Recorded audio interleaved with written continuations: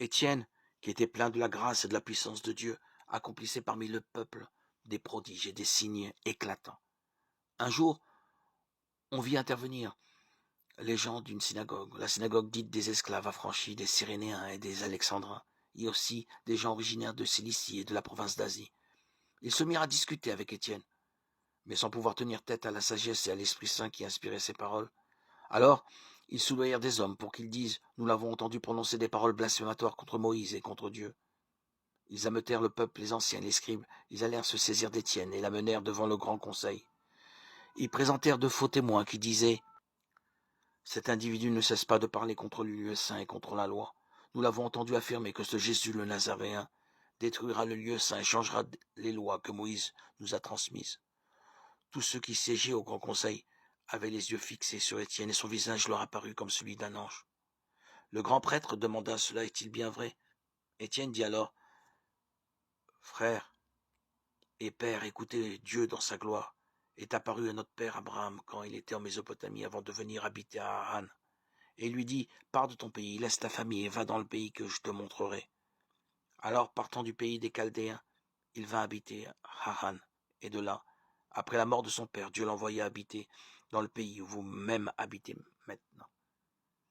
Il ne lui en donna rien en partage, pas même de quoi poser le pied. Il promit cependant de donner ce pays en possession à lui et à sa descendance après lui, alors qu'il n'avait pas d'enfant. Dieu lui déclara que ses descendants séjourneraient en terre étrangère. On les réduira en esclavage et on les maltraitera pendant 400 ans. Mais la nation dont ils seraient esclaves, moi je la jugerai, dit Dieu, et après cela ils sortiront et ils me rendront un culte en ce lieu. Et il lui donna l'alliance de la circoncision. Alors Abraham engendra Isaac, et il le circoncit le 8e jour. Isaac fit de même pour Jacob, et Jacob pour les 12 patriarches. Les patriarches, jaloux de Joseph, le vendirent pour être mené en Égypte, mais Dieu était avec lui, et il le tira de toutes ses détresses.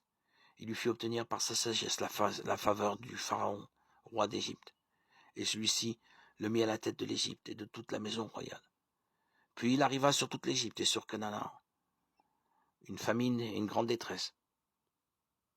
Nos pères ne trouvaient plus aucun ravitaillement. Alors Jacob apprit qu'il y avait du blé en Égypte. Il y envoya une première fois nos pères. À la deuxième fois, Joseph se fit reconnaître par ses frères et Pharaon découvrit ainsi la famille de Joseph. Joseph envoya chercher son père Jacob et toute sa famille, 75 personnes. Et Jacob descendit en Égypte. Il y mourut ainsi que nos pères. On les transporta à Sichem et on les mit dans le tombeau qu'Abraham avait acheté à prix d'argent au fils d'Émor à Sichem.